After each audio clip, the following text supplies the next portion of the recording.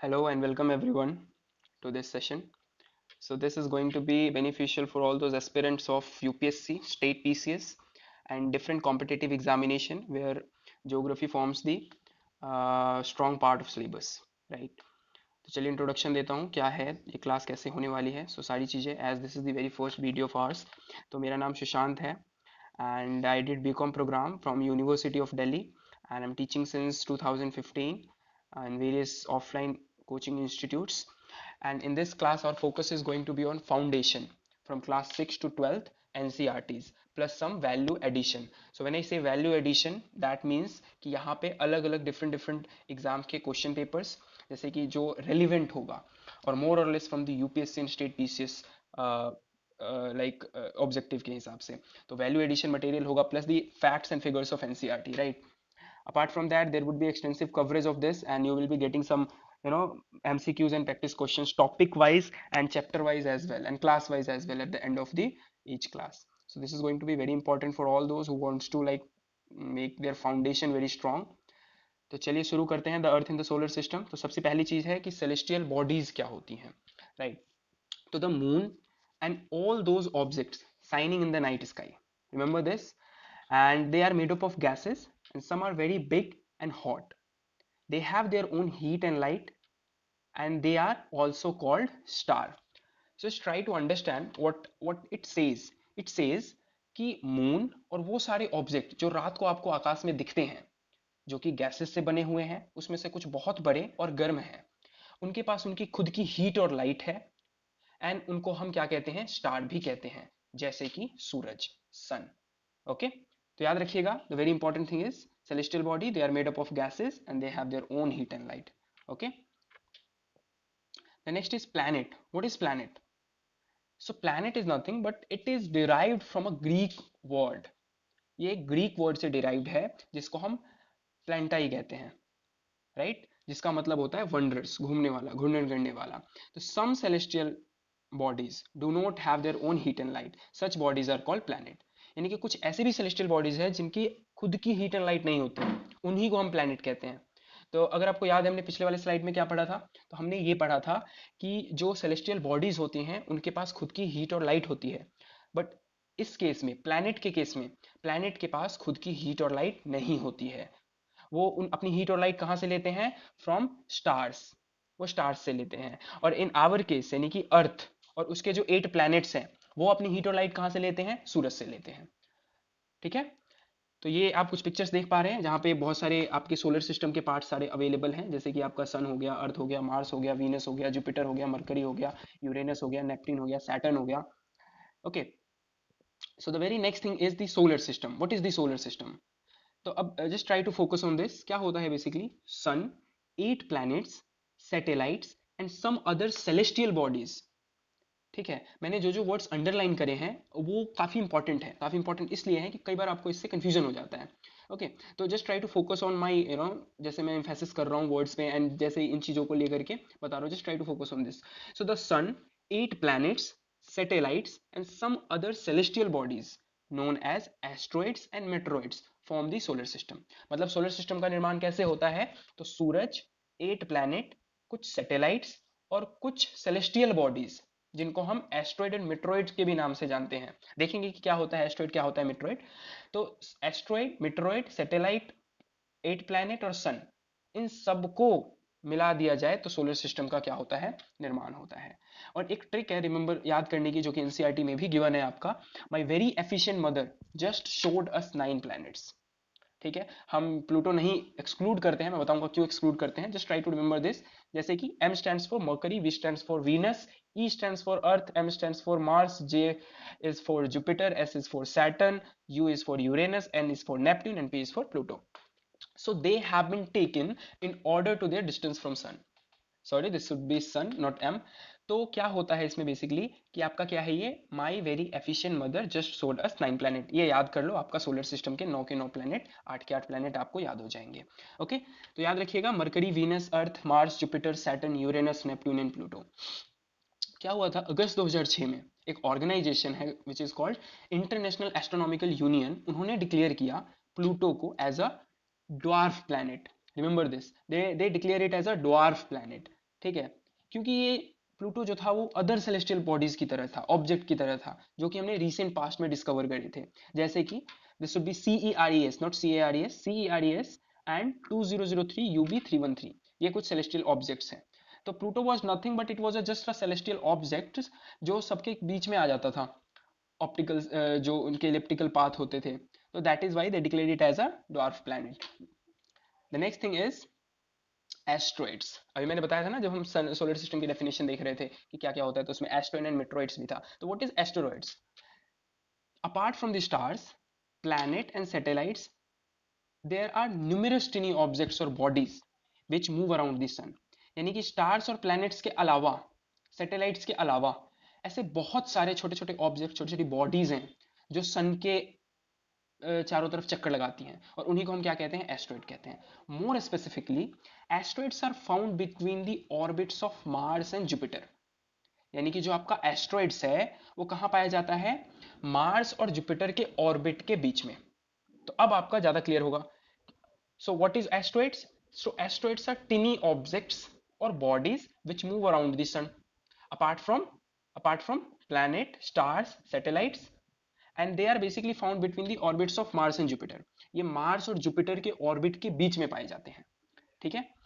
And the tiny bodies are part of a planet which exploded many years back. यानी कि फिर साइंटिस्टों ने बोला कि ये होता क्या है एस्ट्रॉइड आपका, बेसिकली ये वो छोटे छोटे पार्ट्स हैं।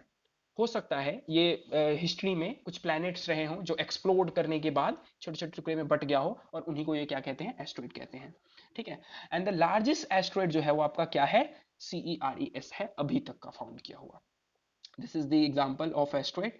And the next thing is this, see in this picture आप देख पा रहे होगे एक एस्ट्रॉइड बेल्ट बना हुआ है, राइट। तो मैंने हाईलाइट किया हुआ है यहाँ पे, सोलर सिस्टम का ये पिक है, एनसीईआरटी से ही लिया गया है, जिसमें सारी डिटेल्स गिवन है। तो जुपिटर एंड मार्स, तो इन जुपिटर और मार्स के बीच में you have a belt of something which is white. So the belt between Mars and Jupiter, इसी बेल्ट को हम क्या कहते हैं? एस्ट्रॉइड बेल्ट कहते हैं। We called it as asteroid belt. हम इसको एस्ट्रॉइड बेल्ट कहते हैं। यहीं पे आपके एस्ट्रॉइड्स मिलते हैं। ये आपका, this is your Mars and this is your Jupiter, and यहीं पे आपका क्या मिलता है? एस्ट्रॉइड बेल्ट है, एंड यहीं पे आपका एस्ट्रॉइड पाया जाता है।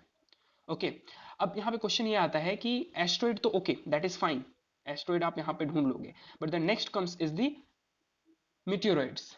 एस्ट्रॉइड्स वहां मिलते हैं, मीटियोरॉइड्स क्या होते हैं? So let's first understand the definition. What is the meteoroids, right? So the small pieces of rocks which move around the sun। ठीक है, तो यहाँ पे क्या होता है? ऐसे छोटे छोटे पत्थरों के टुकड़े कह सकते हो आप, छोटे छोटे टुकड़े जो रॉक्स के होते हैं, which move around the sun, जो सन के अराउंड चक्कर लगाता है। बट ये होता कहाँ है specifically? I tried to explain you through this own creative map of this meteoroid। Okay, तो पहले ये पढ़ते हैं क्या लिखा है यहाँ पे। Sometimes they come near the Earth and tend to drop upon it. कभी कभी मेट्रोइड्स क्या होते हैं? अर्थ के बहुत ही नजदीक आ जाते हैं और गिर भी जाते हैं अर्थ के ऊपर। During this process, due to friction with the air, जब वो नीचे आते हैं तो हवा की वजह से उनमें फ्रिक्शन होती है और वो हीट हो जाते हैं और जल भी जाते हैं, और जिसके कारण क्या होता है? आपका फ्लैश ऑफ लाइट, यानी कि एक कई बार उसको आप क्या कहते हो? Burning star. तो ये एक मेट्रोइड है। If you can see this, this is the Metroid, right. Sometimes a meteor without being completely burned fall on the earth and creates a hollow। हमने इसके पास्ट में एग्जांपल्स भी देखे हैं कई जगह पे। आप अगर if you wanted to see the pictures, you can google it, meteor, what is meteor, and some previous examples, you will find it out। Okay, just try to focus on this the picture। I'll try to explain you with this picture only। Okay, so what is mentioned in this picture is, यहाँ पे आपका Metroid है, right. यहाँ पे ये meteor क्या हो गया, एंड यहाँ पे ये मिट्योराइट कैसे हो गया, राइट। तो इसको हम try to understand, will try to understand this. तो if you can find it out, here we have earth, here we have atmosphere, and here we have space, right. तो अब होता क्या है इसके अंदर? जो मिट्रोइड होता है, राइट, वो जब अर्थ में होता है तो उसको हम क्या कहते हैं? मिट्रोइड कहते हैं। स्पेस स्पेस में होता है, सॉरी, जब वो स्पेस में होता है तो हम उसको क्या कहते हैं? मिट्रोइड कहते हैं। When they tend to drop upon Earth and they came into the atmosphere, and that point of time हम उसको क्या कहते हैं? मिट्योर कह देते हैं, मेट्योर कह देते हैं। और जब वो हमारे अर्थ पे आ जाते हैं तो वो मिट्रोइड कहलाते हैं, मिट्योराइट कहलाते हैं, मिट्रोइड कहलाते हैं, whatever you want to pronounce it. right? The next thing, next come, so okay, one more thing that I have left is the meteoroid. We covered it here. So when you go back in this picture, I'll try to make you understand where you will find it out. meteoroids, so asteroid belt आप देख लिया, यहाँ पे आपको asteroid मिल जाएंगे. Meteoroid कहीं भी हो सकते हैं. Yes, they are just small piece of rocks. You can found it, you can found it here, you can found it here, you can found it here, you can found it here, anywhere, here as well. But वो भी क्या करते हैं, चक्कर लगाते हैं. तो asteroid it is specifically found between Mars and Jupiter. And जो मिट्रोइड्स हैं वो आप उनको कहीं भी ढूंढ सकते हो, कहीं भी हो सकते हैं वो. Okay, in the solar system, right. So let's move. Meteoroid हमने कवर कर लिया. Small pieces of rocks which move around the sun. That three forms basically, meteoroid, meteor, meteorite. तो कुछ ऐसा बर्निंग स्टार कह सकते हो. ठीक है, चलिए हम आगे बढ़ते हैं थोड़ा सा इससे. Let's move for okay, the next comes is the sun, the centre of the solar system, right. तो बेसिकली सन आया कहाँ से, तो एक वर्ड है SOL, सोल. रोमन में, रोमन माइथोलॉजी में इज द सन गॉड. तो सोल का मतलब क्या होता है रोमन माइथोलॉजी में, सन गॉड. एंड सोलर का मतलब होता है related to the sun. So the family of sun is, the family of sun is therefore called the solar system. तो सोलर सिस्टम क्यों कहा जाता है, बिकॉज ऑफ द सन. ठीक है, SOL, सोल. तो the family of the sun is therefore called the solar system, right. तो the sun is the centre of the solar system, ये भी बात पता होनी चाहिए. And apart from that, it is huge, no doubt it is huge, and made up of extremely hot gases and provides the pulling force that binds the solar system. ठीक है, just try to understand what is the pulling force here. It says it is huge. sun जो क्या है वो huge है. ठीक है, it is correct. They are made up of, ये किस चीज से बने हुए हैं, extremely hot gases and provides the pulling force. This is very very important. Pulling force. It is made up of extremely hot gases and provides the pulling force that binds the solar system. मतलब सन एक ऐसा pulling force provide करता है, सबको खींच के बांध के रखता है पूरे सोलर सिस्टम को. ठीक है, तो ये भी आप ध्यान रखिएगा. Next is the sun is the ultimate source of heat and light for the solar system, as we have already discussed. हमने पहले भी डिस्कस कर लिया है कि जो सन है वो क्या है, अल्टीमेट सोर्स है हीट और लाइट का सोलर सिस्टम के अंदर, right. And it is about 150 million kilometre from the sun, Earth sorry, ये हमारे पृथ्वी से 150 मिलियन किलोमीटर अवे है. तो remember this fact. Okay, the next comes is the earth. तो the earth is the third nearest planet to the sun and fifth largest planet in terms of size. Okay, remember this fact as well. It is the third nearest planet. The next is it is of geoid shape. Remember this term, this is very very important. कई बार बहुत सारे exams में ये term आ चुका है. It is of geoid shape. Geoid का मतलब होता है an earth like shape. Simple. It is slightly flattened at the poles. अगर मैं आपको समझाने की कोशिश करूं तो अगर आपने कभी मैप देखा है तो यहाँ पे देखिए, इधर और इधर जिस साइड से भी आपका पोल होगा वहां से वो थोड़ा सा फ्लैट होता है. am I right? तो वहां से वो फ्लैट होता है. जैसे मान लो आपका ऐसे है, तो ये मान लो हम ये मान के चल रहे हैं, तो यहाँ से वो थोड़ा सा फ्लैट होगा. तो due to this flatten shape poles के पास जो होता है, उसी की वजह से इसका जो टर्म यूज किया गया है दैट इज जियोइड. जियोइड मतलब अर्थ का जो शेप है अपने आप में अलग है. कई बार बोलते हैं अंडाकार, ये वो नहीं, it is a geoid shape. Remember this term, geoid, an Earth like shape. Okay, there is no similar shape. Next comes is the earth is also called blue planet. Why? Because its 2/3 surface is covered with water. आपको ही पता है 71% part of the earth is covered with water almost, right? Next comes the conditions favorable to support life are probably found only on earth. ये तो सही बात है. हम जीवन यापन करने की जितनी भी चीजें होती है, जितनी भी आप कह सकते हो सपोर्ट, लाइफ सपोर्ट सिस्टम, वो अर्थ पे ही पाया जाता है. यहाँ पे ना तो कभी बहुत ज्यादा गर्मी होती है, ना तो बहुत ज्यादा ठंडी होती है. Okay, and the earth has water and air. और बेसिकली आपको भी पता है एयर के पास क्या चीजें होती हैं, लाइफ सपोर्टिंग गैसेज जैसे कि oxygen. And earth has only one satellite, जिसको हम अर्थ की नेचुरल सैटेलाइट कहते हैं, मून, चंदा मामा. Next is the moon. अब हम मून के पास आते हैं. ये मून की पिक्चर है, if you can see this. Okay, so it is about 3,84,000 kilometers away from earth. मतलब जो चंद्रमा है वो अर्थ से लगभग 3,84,000 किलोमीटर दूर है, और इसका जो डायामीटर है किसका, चंद्रमा का, वो अर्थ के डायामीटर का 1/4 है, 1/4 दैट ऑफ द अर्थ। ठीक है, तो आप समझ सकते हैं कि ये अर्थ से कितना छोटा होगा। नेक्स्ट, अब देखो यहाँ ये बहुत इंपॉर्टेंट चीज है, बहुत लोगों को डाउट होता है इसके अंदर। The moon has mountains, plains and depressions on its surface, these cast shadows on the moon surface. मतलब क्या है इसका, इसका मतलब ये हुआ कि जो मून है उस पे माउंटेन्स भी है, प्लेन्स भी है, डिप्रेशंस भी है, जिसके कारण जब रोशनी पड़ती है तो ये शैडो कास्ट करता है। शैडो, उसकी परछाई हमें दिखती है, जब आप रात में मून देखते हो तो बोलते चंद्रमा में दाग है, नहीं, that is because of the features that moon is having. So that is of mountain, plain, depressions, etc.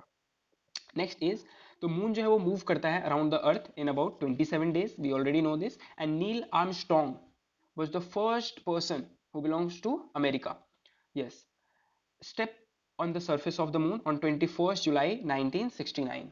ठीक है, चलिए एक चीज और आप बता सकते हैं मुझे, you can comment and say that who was the first Indian, yes, जिसने मून पे कदम रखा था।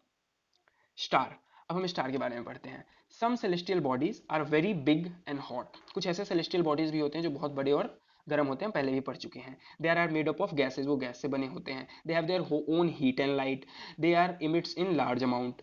ठीक है, they emit in large amount, तो उसी को हम क्या कहते हैं, स्टार कहते हैं, जैसे कि सन हो गया। Now galaxy, what is galaxy, ये this is the picture of our own galaxy which is Milky Way, कुछ ऐसा दिखता है।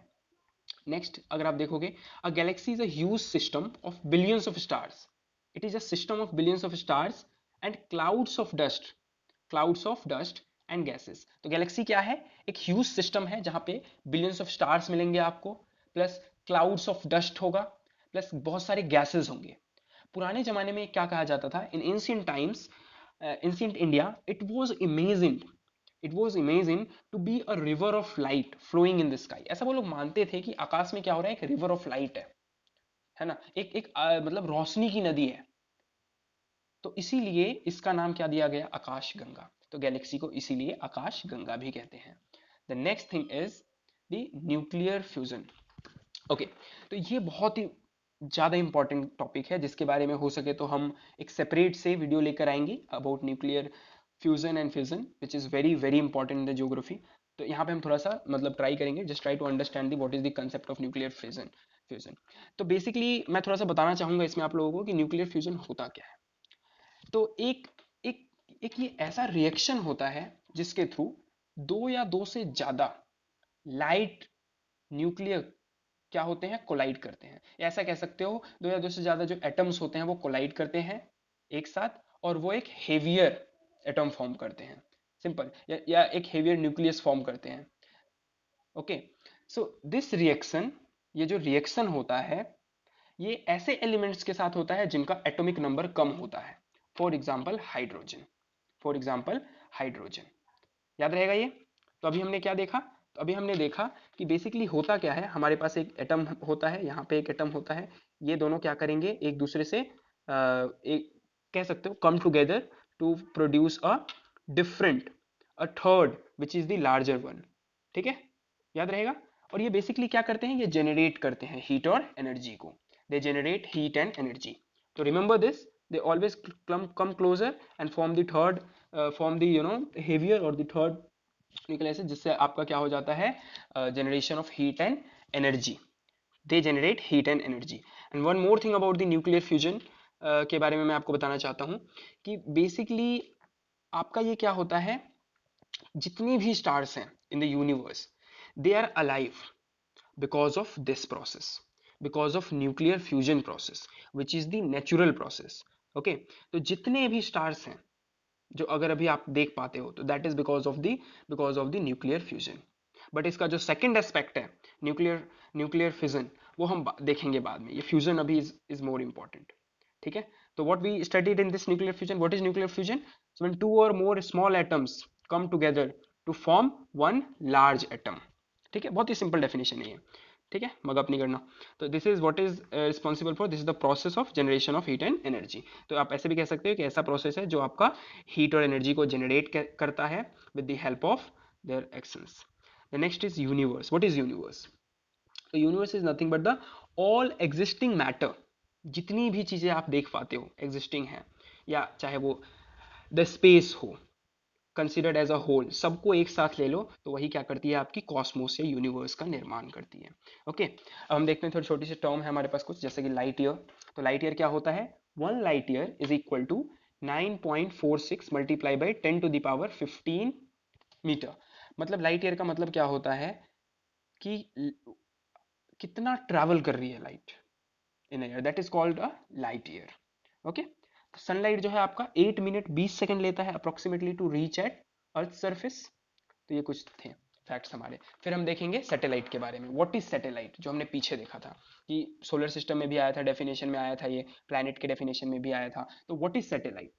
तो satellite is a celestial body. Again ये भी क्या है आपका, सेलेस्टियल बॉडी है, that moves around the planet, जो प्लैनेट के अराउंड घूमता है in the same way as the planets move around the sun. जैसे सन प्लैनेट्स, जैसे प्लैनेट सन के अराउंड घूमते हैं, चक्कर लगाते हैं, वैसे ही सैटेलाइट सैटेलाइट प्लैनेट के चक्कर लगाता है. तो रिमेंबर दिस, जैसे सन जैसे सन के चक्कर लगाते हैं प्लैनेट, जैसे सपोज करो दिस इज आवर अर्थ, तो जैसे ये चक्कर लगाती है वैसे ही यहाँ पे एक सैटेलाइट हमने बना लिया मून, तो वैसे ही मून जो है वो इसका चक्कर लगाएगा. Remember this? So satellite is a celestial body that moves around the planet in the same way as the planets move around the sun. Okay? Next आगे बढ़ते हैं. Human made satellite is an artificial body. तो हमने दो तरह के satellite देखने हैं. पहला नेचुरल सैटेलाइट, जैसे हमने डिस्कस किया मून, और दूसरा human made satellite, artificial satellite.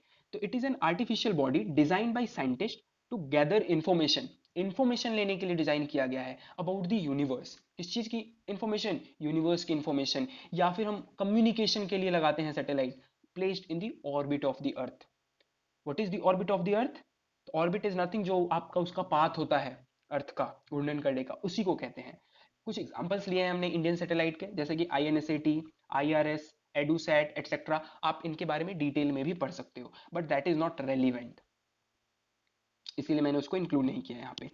अच्छा, अब एक क्वेश्चन बनता है कि किसके पास सबसे ज्यादा नंबर ऑफ नेचुरल सैटेलाइट हैं सोलर सिस्टम में? तो वो हमारा सैटर्न है, जिसको आप सनी भी कहते हो. ठीक है.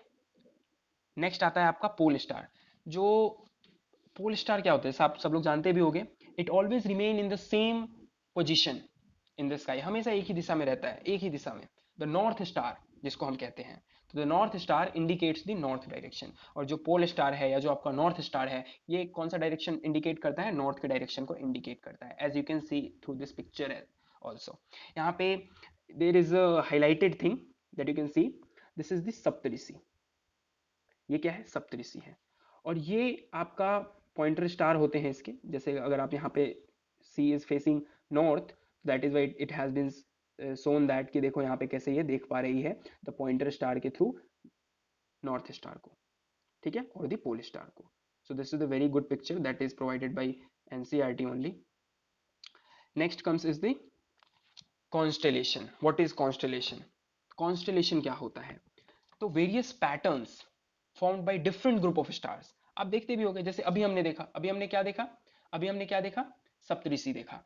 तो ये जो सप्तऋषि का जो पैटर्न फाउंड किया गया है, जो बना है पैटर्न सप्तऋषि का, इन्हीं को कहते हैं कॉन्स्टेलेशन. ये जो सप्तऋषि के पैटर्न्स हैं, इन्हीं को कहते हैं कॉन्स्टेलेशन.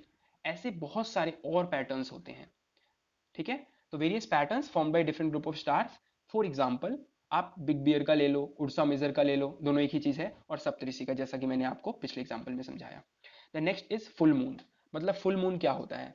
तो I have not written here any definition because this is very common thing that I will explain you orally. तो फुल मून क्या होता है, जिसको आप पूर्णिमा भी कहते हो. तो होता क्या है ये?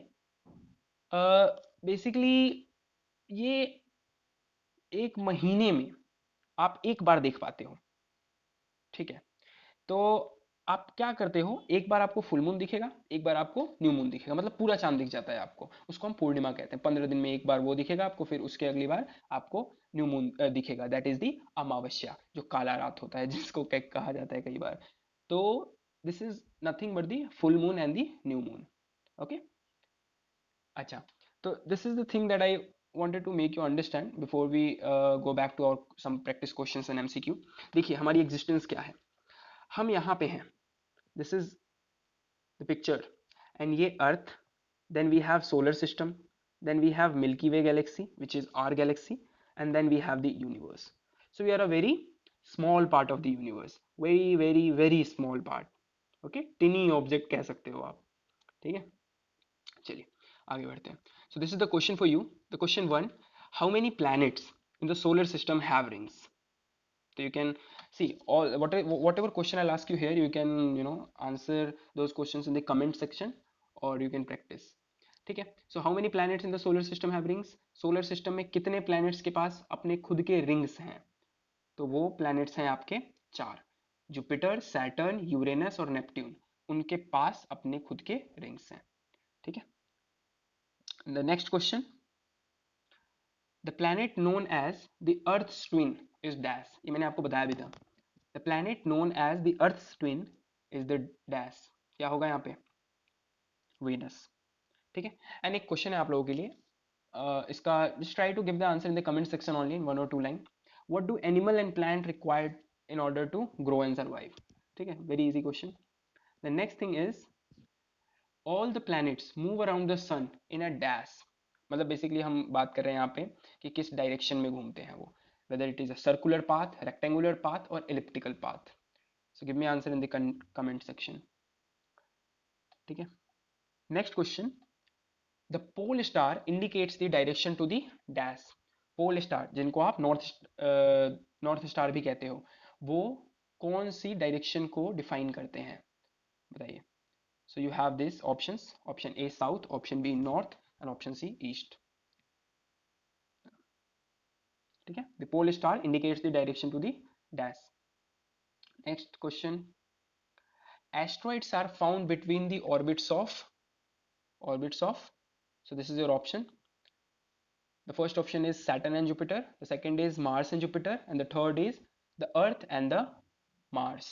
ठीक है. तो एस्ट्रॉइड जो होते हैं वो कहाँ मिलते हैं वो आपसे पूछा गया है. तो this is very very easy.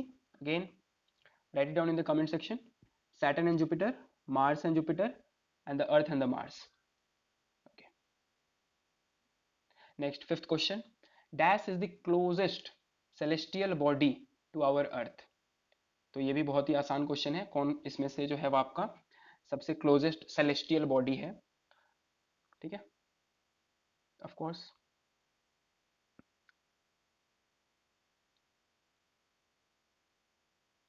Okay. So after these 5 MCQ questions, I have brought to you these there are some practice questions that you can write it down and do in your notebook if you wish to do. So that will basically enhance your answer writing capability from class 6 itself. So that is why I have included this in my session. तो ये कुछ questions हैं. Very first question is, why do we see only one side of the moon always? ठीक है. एक side हम moon का क्यों देख पाते हैं, क्यों देख पाते हैं मून का एक साइड, वो आपको लिखना है. Second, how does a planet differ from a star? Planet और स्टार के बीच में क्या फर्क होता है. And why earth is called a unique planet? Earth को यूनिक प्लैनेट क्यों कहते हैं? ठीक है. अच्छा, ये एक बहुत ही फैक्चुअल चीज है जो मैं डिस्कस करना चाह रहा था in the very beginning, but I kept it for the last. Okay. तो यहाँ पे बताया गया है कुछ वर्ड्स की ओरिजिन, और खास करके ज्योग्राफी से रिलेटेड वर्ड्स की ओरिजिन. जैसे यहाँ पे अगर आप देखोगे, ज्योग्राफी जो है वो एक ग्रीक वर्ड है. लेकिन ज्योग्राफी जो है वो एक इंग्लिश वर्ड है जिसका ओरिजिन ग्रीक में है. ठीक है. जिसका मतलब होता है description of the earth. Geography is nothing but the description of the earth. जी का मतलब होता है अर्थ, जी ई जी मतलब अर्थ, ग्राफिया मतलब होता है राइटिंग. तो जब आप ज्योग्राफी की बात करते हो तो डिस्क्रिप्शन ऑफ द अर्थ. और कुछ ऐसे ही जियो से रिलेटेड वर्ड है जिसको अगर आप जी बोलते हो ग्रीक में, मतलब उसका इंग्लिश में क्या होगा, जीईओ, जियो. तो जियोलॉजी मतलब study of the earth. Geometry मतलब measurement of the earth. Geoid मतलब रिजेंबलिंग द शेप और फॉर्म ऑफ द, ठीक है, अर्थ आप कह सकते हो इसको, फॉर्म ऑफ द अर्थ. तो बेसिकली हमने अभी तक यही डिस्कस किया है. सो I hope you have liked this session. If you have liked this session, and if you have any suggestions to make, so please comment it below. I'll personally like those suggestions, and I'll personally appreciate those suggestions. So if you have liked the class, so please press the like button, and if you have, you know, if you have found this is going to help every one of you, तो please आप इसको like कर दें। जो भी आपकी दिक्कतें हैं, परेशानियां हैं, उसको कमेंट करके बताएं, और सब्सक्राइब कर लें इस चैनल को, because from today onwards daily basis पे आपका हर क्लास का एक एक चीज़ होगा। ये थोड़ा सा क्लास इंट्रोडक्टरी था, इसलिए थोड़ा लंबा हो गया होगा शायद, and the next class would be very short classes होंगे, और उसमें हम कंसेप्ट पे फोकस करेंगे। जैसे कि आज के क्लास में हमने देखा कुछ सारी चीज़ें थी, जैसे कि रिंग्स वगैरह चीज़ें थी, तो that was very factual things, right? So we'll be focusing on that always. Okay, as well, sorry. Okay, so thank you everyone for participating.